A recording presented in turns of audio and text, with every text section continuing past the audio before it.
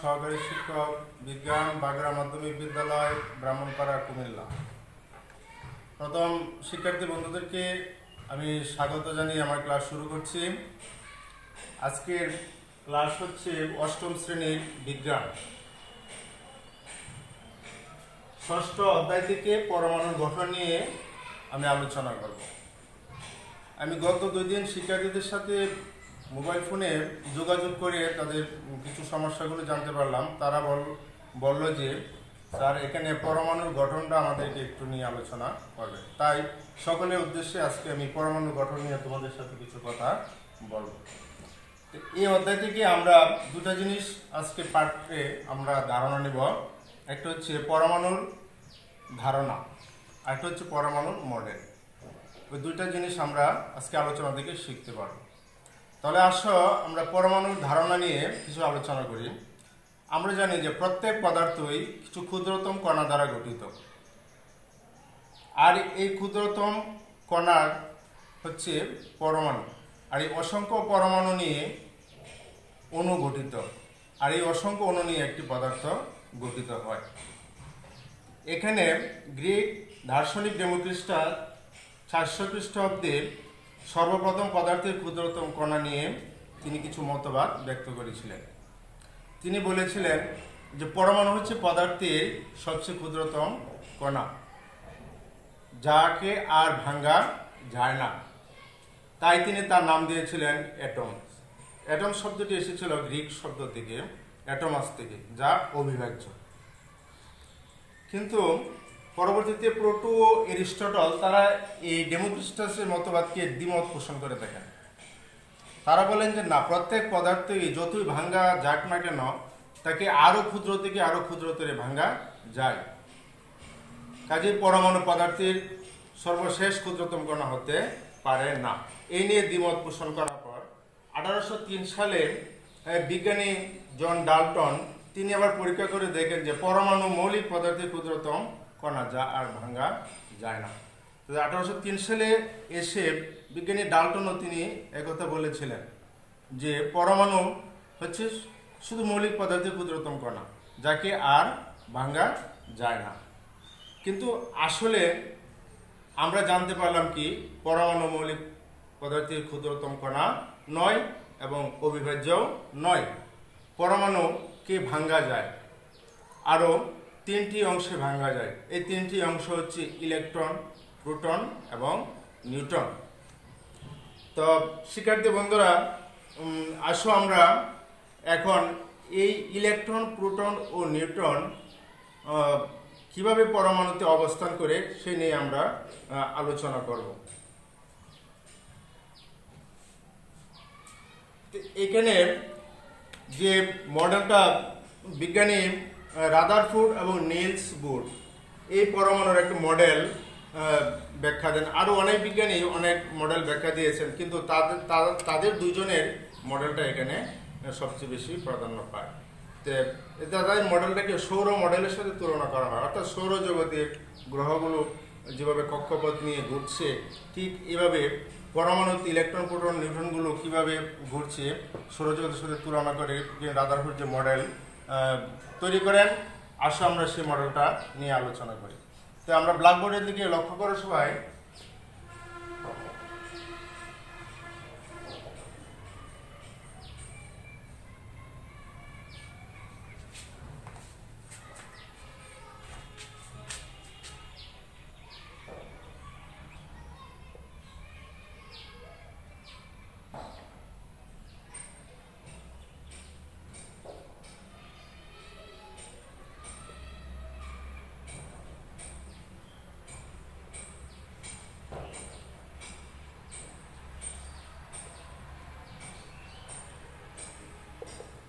এই পরমাণুর একটা কেন্দ্র থাকে, যাকে বলা হয় নিউক্লিয়াস।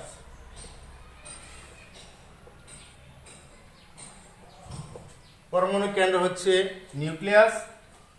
এই নিউক্লিয়াসের ভিতরে থাকে প্রোটন এবং নিউট্রন, আর তার চারদিকে একটা নির্দিষ্ট কক্ষপথ ইলেকট্রনগুলো সবসময় পরিভ্রমণ করে থাকে। তাহলে আবার লক্ষ্য করো চিত্রে সবাই যে পরমাণু কেন্দ্র হচ্ছে নিউক্লিয়াস।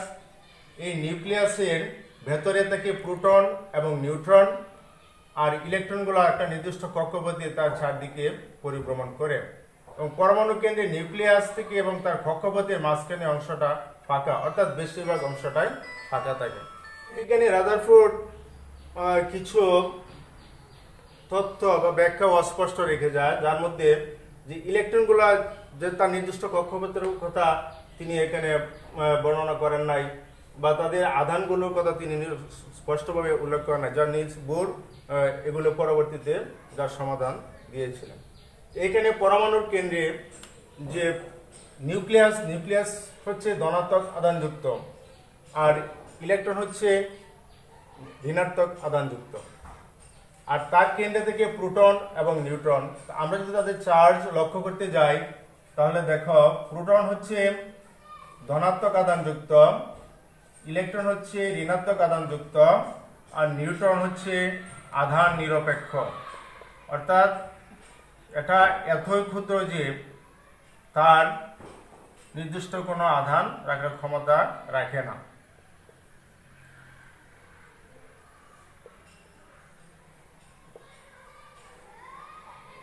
তাহলে কি হলো? প্রোটন ধনাত্মক আধানযুক্ত, ইলেকট্রন ঋণাত্মক আধানযুক্ত এবং নিউট্রন আধান নিরপেক্ষ। তাহলে শিক্ষার্থী বন্ধুরা, আমরা এখানে জানতে পারলাম যে পরমাণুর কিভাবে গঠিত হয়, অর্থাৎ পরমাণুর যে মডেলটা, অর্থাৎ ইলেকট্রন, প্রোটন এবং নিউট্রন পরমাণুর মধ্যে কিভাবে বিন্যস্ত থাকে। তাহলে আমরা জানতে পারছি যে পরমাণুর কেন্দ্র থেকে নিউক্লিয়াস, আর নিউক্লিয়াসের মধ্যে থেকে প্রোটন এবং নিউট্রন আর ইলেকট্রনগুলো তার নির্দিষ্ট কক্ষপথের চারদিকে পরিভ্রমণ করতে থাকে। এখানে আরেকটা জিনিস জানলাম যে তাদের আধান সম্পর্কে যদি আমরা জানতে যাই তাহলে কি হবে? প্রোটন হচ্ছে ধনাত্মক চার্জযুক্ত, ইলেকট্রন হচ্ছে ঋণাত্মক চার্জযুক্ত এবং নিউট্রন আধান নিরপেক্ষ।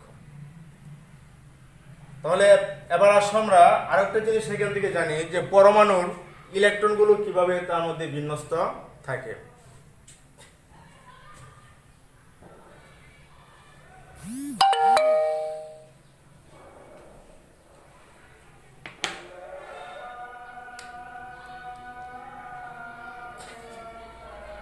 আমরা যদি ধরো সোডিয়াম একটা পরমাণু, তার পারমাণবিক সংখ্যা 11,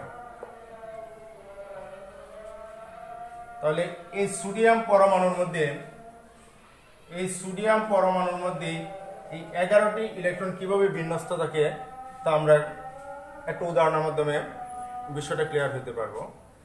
তাহলে সোডিয়ামের পারমাণবিক সংখ্যা 11। এখন একটা প্রশ্ন আসে এখানে, পারমাণবিক সংখ্যা বলতে আমরা কি বুঝবো? আসলে পারমাণবিক সংখ্যা হচ্ছে কোন মৌলের প্রোটন সংখ্যা। একটা মৌলের যতগুলি প্রোটন সংখ্যা থাকবে ওইটাই হচ্ছে ওই মৌলের পারমাণবিক সংখ্যা, অর্থাৎ কোন মৌলের প্রোটন সংখ্যাকে আমরা ওই মৌলের পারমাণবিক সংখ্যা বলে থাকি। তাহলে এখানে সোডিয়াম মৌলের মধ্যে 11টি প্রোটন আছে, অর্থাৎ তার পারমাণবিক সংখ্যা হচ্ছে 11। এখন এই সোডিয়াম একটা পরমাণুর মধ্যে কিভাবে ইলেকট্রনগুলো বিন্যস্ত থাকে দেখো। তাহলে এখানে প্রত্যেকটা ইলেকট্রনগুলো যে স্তরগুলো মধ্যে চারদিকে পরিভ্রমণ করতে থাকে এগুলি কি আমরা শক্তি স্তর বলে থাকি। কি বলে থাকি? শক্তি স্তর। এখন এই শক্তি স্তরের মধ্যে ইলেকট্রনগুলো একটা নির্দিষ্ট নিয়মে, একটা সূত্রের মাধ্যমে বিন্যস্ত থাকে। তাহলে কি একটা শক্তি স্তরে 11টি ইলেকট্রন থাকবে, অথবা একটাতে 5টি থাকবে, আরেকটাতে 10টি থাকবে, একটাতে 1টি থাকবে? এভাবে না। তার একটি সূত্রের মাধ্যমে ইলেকট্রনগুলো অবস্থান করে, যেমন 2n²। সূত্রটা হচ্ছে 2n²। এখানে যদি আমরা n সমান 1, 2, 3 এভাবে আমরা মান বসিয়ে যাই, তাহলে যে মানটা বেরিয়ে আসবে এটা হচ্ছে পর্যায়ক্রমে শক্তি স্তরের ইলেকট্রন সংখ্যা। আমি আবারও বলছি, এখানে n এর মানগুলো 1, 2, 3 এভাবে বসানোর পরে পর্যায়ক্রমে যে মানগুলো বেরিয়ে আসবে তা হচ্ছে পর্যায়ক্রমে শক্তি স্তরের ইলেকট্রন সংখ্যা। তাহলে আমরা জানবো আরেকটা জিনিস জেনে নেব যে প্রথম শক্তি স্তরে ইলেকট্রন থাকবে দুইটি, সর্বোচ্চ দুটি, এর বেশি ইলেকট্রন প্রবেশ করতে পারে না বা পারার ক্ষমতা রাখে না। দ্বিতীয় শক্তি স্তরে ইলেকট্রন সংখ্যা থাকবে 8টি, তৃতীয় স্তরে ইলেকট্রন সংখ্যা থাকবে 18টি। এভাবে ইলেকট্রনগুলো পর্যায়ক্রমে এক শক্তি স্তর থেকে আরেক শক্তি স্তরে অবস্থান করে। তাহলে চলো আমরা সোডিয়ামের 11টি ইলেকট্রন কিভাবে সোডিয়াম শক্তি স্তরে পরমাণুর মধ্যে অবস্থান করে দেখো। তাহলে প্রথম শক্তি স্তরে যদি আমরা ইলেকট্রন বসাই তাহলে সূত্র অনুসারে প্রথম হবে 2টি, অর্থাৎ এখানে যদি আমরা n এর মান 1 বসাই,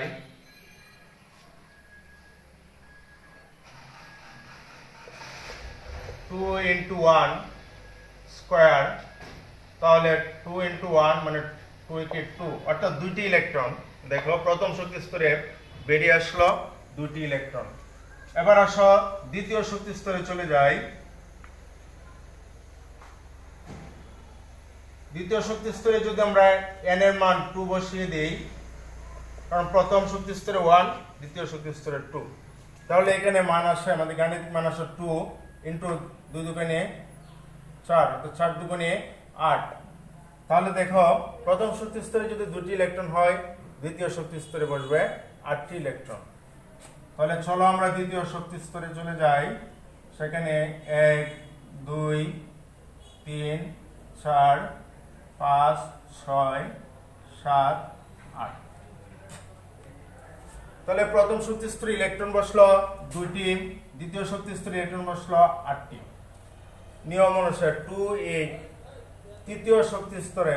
তাহলে এখন আমাদের সোডিয়াম পরমাণুর মোট পারমাণবিক সংখ্যা 11, অর্থাৎ প্রোটন সংখ্যা 11। তাহলে 11টি ইলেকট্রন যেখানে আছে, এর মধ্যে আমরা প্রথম 2টি, তারপরে 8টি, মোট 10টি ইলেকট্রন আমরা 2টা শক্তি স্তরে বসাইতে পারলাম।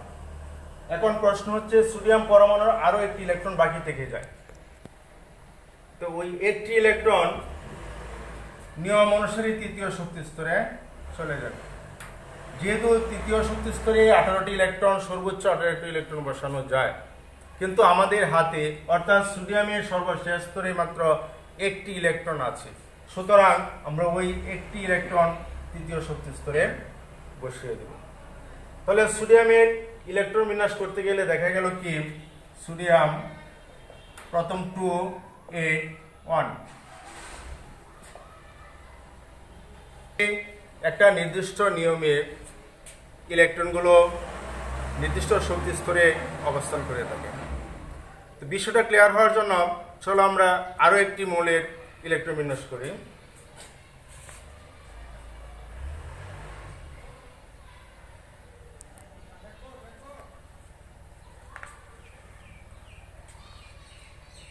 ধরো ম্যাগনেসিয়াম 12। তাহলে নিয়ম অনুসারে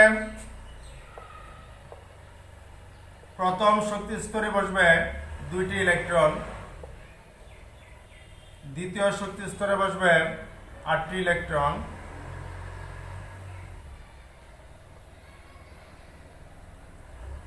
তাহলে 2 8 10টি ইলেকট্রন বসে গেল অলরেডি। তাহলে তৃতীয় শক্তি স্তরে বসতে পারে সর্বোচ্চ 18টি ইলেকট্রন। আমরা তোমাদের সাথে মোবাইলে যোগাযোগ রাখছি, তোমার সমস্যাগুলো জানালে আমরা এগুলো অনলাইন ক্লাসের মাধ্যমে উপস্থাপন করার সকলের উদ্দেশ্যে চেষ্টা করব। সবাই ভালো থেকো, সুস্থ থেকো, এবং সম্মানিত অভিভাবক মহোদয়কে অনুরোধ করব আপনারাও আপনাদের ছেলে মেয়েদেরকে ওই পাঠদানে উৎসাহিত করুন এবং সহায়তা করুন।